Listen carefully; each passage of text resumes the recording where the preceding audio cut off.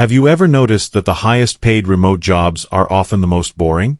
To be honest, you probably haven't, as most people only talk about the flashy ways to make money online. However, they often ignore the ones that aren't considered cool. The problem with cool remote jobs is that the competition is sky high, whereas the ones that aren't as popular are almost always hiring because people don't even know they exist. You see, I made my millions in the radio control model industry, as well as investing in the stock market. Many people would consider that pretty boring. So, I'm living proof that boring, and sometimes even nerdy, jobs pay extremely well. That's why today I'm going to be revealing my top 7 boring but high-paying remote jobs. First up is a short-form strategist. Believe it or not, if you're guilty of a late-night TikTok scroll, then you probably know more about short-form content than someone with a film degree. This job is all about spotting viral moments in long-form videos and then telling editors what to cut and what to keep. Don't worry, this doesn't involve creating content yourself or being on camera. It's purely a strategic role. For each of these jobs, I'm going to be looking at their ranking in 5 different categories, and then we're going to put them head-to-head to see which job comes out on top. If you haven't already guessed, I've designed these like huge top trumps cards that I used to enjoy playing with when I was a kid. Let's start with the category you probably care about the most, earning power. Now, this is a hard one because the better you get, the more you'll be able to earn. Indeed.com puts the salary range between $22,000 and $172,000, but that's because there are so many different things you can offer as a short-form strategist. So, if you're just starting out, I think $48,000 is a very realistic estimate. Next, let's dig into the beginner score. This one is super easy to start as you don't have to learn how to edit or film videos. Instead, you can just focus on coming up with the best hooks, learning video pacing, and cracking the code for viral videos. That's why, in this category, it ranks a solid 9 out of 10. Next is growth potential. This is important when picking a job, as you want to know that there's the ability to earn more as you get better. If you want to earn closer to those higher figures I mentioned earlier, then you'll need to take a more active role in planning out videos from scratch. You could also look into negotiating some kind of view-based bonus. So, whenever a video goes viral, you also benefit financially. If you can prove your strategy works and gets good results for multiple clients, you'll be able to charge much more and hit much larger numbers. That's how you take it from $48,000 per year to $100,000 plus. For this reason, I've ranked this category as 8 out of 10. Now for a category I'm calling survivability. This is all about whether the job will be around in the future. The last thing you want is for the job you pick to be replaced by AI in the next couple of years. Luckily, content strategy is something AI is incredibly bad at. That's why this gets a solid 8.5 out of 10. Finally, let's look at its freedom factor. Look, at the end of the day, clients don't care if you're in Texas or Thailand. They care about results, and as long as you perform, you can have the freedom to live and work anywhere. So, it ranks 9.5 out of 10. As this job is the first one we've talked about, it's currently leading in all categories, but that won't be the case for much longer. Job number 2 is a customer service coordinator. Have you ever been on a website and needed some help, only to be directed to an AI bot and just frantically typed, "Talk to a human"? Well, if you choose to become a customer service coordinator, then you'll become the human on the other end. Think of it like being a middleman between bots and customers. As far as earning power goes, Indeed.com puts this between $52,000 and $120,000 per year. However, it is dependent on where the companies you work for are based and what they're selling. So, let's go with a more conservative estimate of $65,000. This one is pretty beginner-friendly because all you need are great communication skills, a knack for problem-solving, and a little bit of patience to understand the business you're working for. That's why it gets a solid 8 out of 10. Now, growth is where the potential of this job really shines. Every business, big or small, needs customer service. But not every company has the budget or time to hire a whole team. So, this job really fills that hole. By having one person manage the bots and only step in when things go wrong, it means that it's far more efficient than bringing in, say, 5 or 10 support agents. So, for these reasons, I'm giving it a 10 out of 10. Onto survivability. AI can handle the basics like password resets, order tracking, and frequently asked questions really well. But as soon as things get personal or emotional, it all falls flat. In fact, about 69% of UK customers say chatbots miss tone and frustration. So, could this change in the future? Probably. But there's no telling how long. What I can say is that there's lots of money to be made in this right now. So, I'm ranking it 7.5 out of 10 in this category. Now it's time for that all-important freedom factor. To be honest, once the bots are set up and tuned, you can work from home, a coffee shop, or even a weekend getaway, as long as you're available to jump in when things go sideways. So, I'm giving it a 9 out of 10. Alright, let's see how it stacks up against job number 1. So, it's already taken the lead in 2 categories, earning power and growth potential. Let's see if the next job can put up a fight. Job number 3 is a remote tech specialist. If you've ever helped a family member figure out how to use Zoom or restart their iPad, this one might be for you. The thing is, technology can be pretty scary for older people, especially older business owners who know they need to embrace tech but just don't know how. That's what this job is all about. It involves going into small businesses and helping them set up smoother and faster systems with modern tools. This role typically brings in around $60,000 a year. This job is pretty easy to get started, as you don't need any official qualifications. You'll just need to be confident using software and patient enough to walk people through it. That's where I'd struggle. I've tried before with my mates, and I end up ripping out what's left of my hair. This job is just about understanding what's slowing the business down and then using tech to solve it. That could mean setting up a simple project dashboard so they can track tasks and deadlines, or helping them centralize all their paperwork in one place. You could use a platform like Odoo for this, as it has over 45 easy-to-use, beginner-friendly apps that help with sales, invoicing, projects, contracts, and much more. It's like a business toolbox where all the tools actually talk to each other. So, I'm going to give this one a 7 out of 10 for beginner friendliness. Now, let's look at the all-important growth potential. Here's the way I see it. It's not a matter of if these small businesses choose to update their technology, it's when. If they don't, then they'll end up going bankrupt because they won't be able to compete with new, more streamlined businesses. On top of this, with e-invoicing now becoming a legal requirement across parts of Europe, this is clearly a need for businesses rather than just a nice-to-have. This kind of thing would be easy to sort out using something like the Odoo invoicing app. So, demand for this kind of help is only going to go up. That's why I'm giving it a 9.5 out of 10 for growth. But, Mark, surely this is something AI could just take over? Well, I see where you're coming from, as the tools are getting better at a crazy fast rate.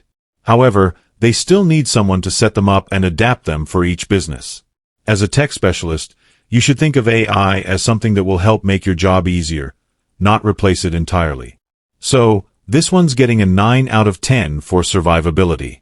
Now, let's look at the freedom factor.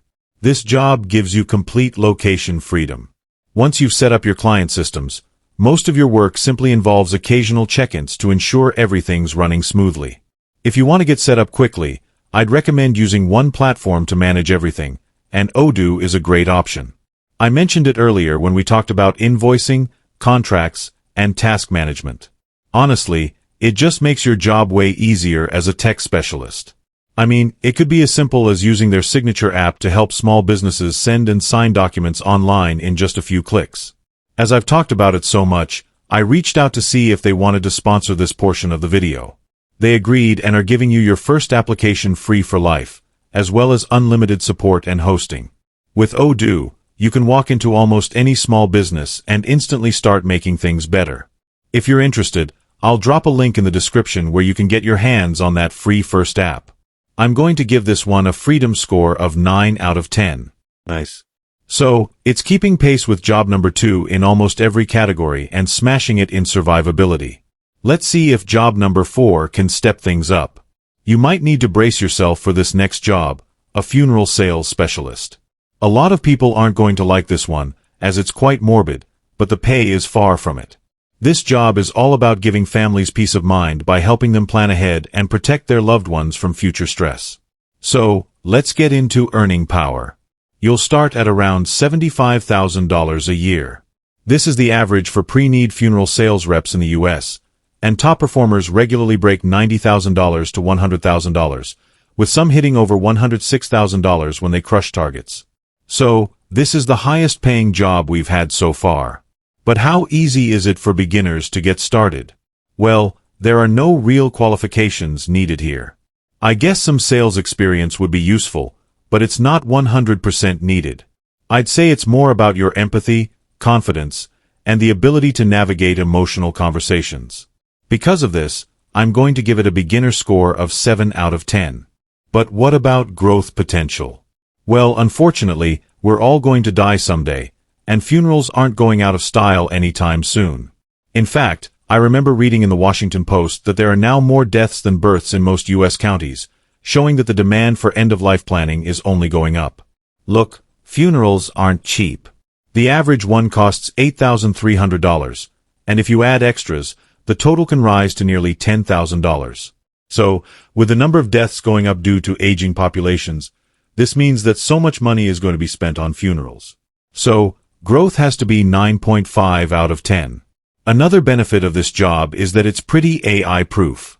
There's no tech out there right now that can actually comfort a grieving person, not in the way an actual human being can. It hasn't lived, so how can it possibly understand death? The human connection is just something technology can't replicate. So, for survivability, I'm going to rank it a 10 out of 10. Now, lastly, let's talk about freedom. Although this is a remote job, there are far more time restrictions than the other jobs we've covered so far. It's not exactly a 9 to 5 clock-in corporate job, but it also doesn't give you the full-on digital nomad lifestyle. When it comes to freedom, there's a mental aspect, too. With this job, there's a lot of emotional weight you have to carry. So, for that reason, I'm going to give it a 6 out of 10. Now, let's see how it stacks up against our current leader. Okay, wow. It's actually taken the lead in earning power and survivability. So, let's see if the next one can win any categories. Job number 5 is a statistics validator. Look, companies are spending millions on ads, and you could get paid just to make sure their numbers aren't fake. I mean, have you ever wondered who actually checks those claims like 9 out of 10 dentists recommend this product? Well, that's exactly what a statistics validator does. They fact-check these kinds of bold marketing claims so companies don't get sued. Entry-level roles start from around $40,000, and more experienced validators can make up to $64,000 plus bonuses per completed audit. To be honest, I'd say you do need to be a bit more skilled than for the other jobs we've talked about so far, as you need a strong analytical eye, statistical knowledge, and attention to detail. That said, you wouldn't need a degree, as all these things can be learned on YouTube for free. So, overall, I'm going to give this a beginner score of 6 out of 10. However, things are looking better when it comes to growth potential. Companies are literally desperate for these roles because one wrong stat in an ad campaign could cost them millions of dollars in lawsuits.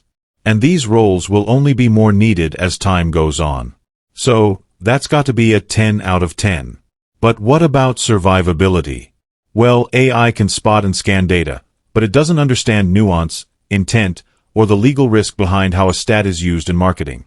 Even if it were to eventually understand these things, it's still very risky to let AI check over these kinds of claims, as they're known to make mistakes, and that's not something worth rolling the dice on. So, I'm going to score this an 8.5 out of 10. You can work remotely for this one, fully online with standard hours and no surprise office visits. Of course, there is a bit of pressure on the line here because if you miss something, then it could have huge ramifications for the company. So, I'm going to give this a freedom factor of 8 out of 10. Okay, let's see if it managed to win in any of the categories. Well, it's managed to tie in the growth potential category, and this is definitely important, as you want your income to be able to grow in the future. Now, I have a feeling the next one is going to really shake things up. Job number 6 is a remote setter. Have you ever seen those influencers making thousands a month selling courses or coaching? They all need one thing more than anything else: someone like you to fill their calendar. That's what a remote setter does. They slide into the DMs, ask the right questions, figure out if someone's a good fit, and then pass them to the closer to seal the deal. So, if you've ever been told you talk too much, then congrats, because that skill might finally pay off. The earning power for this one is anywhere between $3,000 and $7,000 per month. And if you're hitting targets consistently, you can scale up to $84,000 a year without closing a single deal yourself. Because you're not actually being pushy and trying to close the deal, it's pretty beginner-friendly, and a lot of companies will train you up. That's why I'm giving this one a score of 9 out of 10. Now, let's look at growth potential. Since most companies use commission-based models, if you're good, your income can grow just as fast as the business. So, for that reason, I'm giving this a 9 out of 10. So, pretty good so far. But how AI-proof is it? Overall, this job is all about connection, trust, and timing. AI is just not there yet. So, I'm giving this a survivability rating of 8.5 out of 10. As for freedom, this is where it gets interesting. Most setter jobs are remote, which is great, but they're not exactly passive. You'll be tied to your inbox throughout the day, especially during launch periods or campaigns. You're free from the office, but not from your phone. So, while there's no commute, I'd say freedom lands at a 7 out of 10. So, how does this compare against the last jobs? Well, it's definitely taken the top spot for earning potential. This is because it's a job that directly brings in money for the business and, therefore, has a clear return on investment for the company. They also want you to be incentivized to keep pushing and booking more calls. It's also tied in the beginner score category, so it's definitely a great one to start if you don't have a lot of experience. Let's see if job number 7 can come in and take a last-minute win in any of the categories. Job number 7 is a content risk reviewer. Now, listen carefully because this job isn't for everyone. You need to be able to handle the consequences, which I'll get into a little bit later. Content reviewers can make in the region of $80,000 per year, depending on clients or platform size. This isn't a super hard job. If you binge content and catch awkward tones or stumble across videos and think, this shouldn't be public, you're already halfway there. So, I'm giving this a solid 8 out of 10 beginner score. YouTube and other social media sites make most of their money from advertisers, which means they need to make sure ads don't appear on videos that reflect badly on the brands. This happened a few years ago and was called the ad apocalypse. This is when lots of brands pulled their advertising money from YouTube over fears about their ads appearing alongside inappropriate content. This cost YouTube lots of money. Therefore, they need to do everything in their power to make sure it doesn't happen again. This makes content risk reviewers so powerful. Over 500 hours of video are uploaded to YouTube every single minute, which adds up to a massive 720,000 hours of new content each day. This is only expected to grow, and more content means more reviewers are needed. So, this is getting a 9 out of 10 for growth potential. But surely this is something that robots can just handle. Well, AI can scan for inappropriate content, like stuff that includes swear words, but it can't detect everything. If you need further proof, then we've seen companies like YouTube try to go down the AI route and ultimately fail and revert to human moderators, as AI just isn't up to scratch. This is why I'm giving it a survivability score of 10 out of 10. But why did I start out by saying this job isn't for everyone? Well, some flagged content you're asked to review could be highly disturbing. That's why I'm giving this a freedom factor score of 8.5 out of 10. So, let's have a look at our final scoreboard. Wow. So, nearly every job we've talked about today has made it onto the scoreboard for at least one category.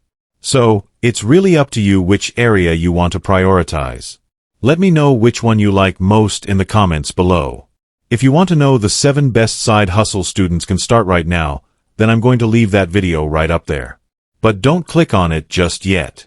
Make sure to subscribe if you want to grow your wealth.